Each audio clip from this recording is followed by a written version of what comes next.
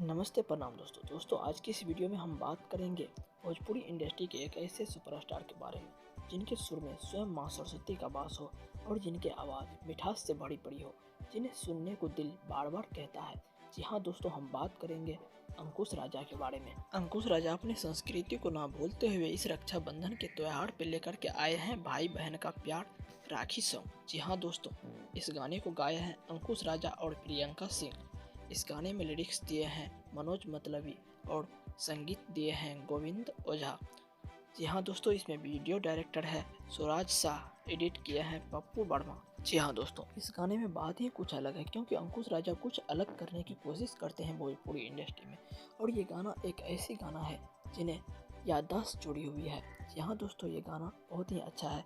अंकुश राजा official channel पे ये गाना आपको मिल जाएगा, अभी आप जाकर के देख सकते हैं। जी हाँ दोस्तों, आप लोग जाकर के जरूर सुनिएगा। तब तक के लिए हम चलते हैं, फिर मिलेंगे अगले वीडियो में।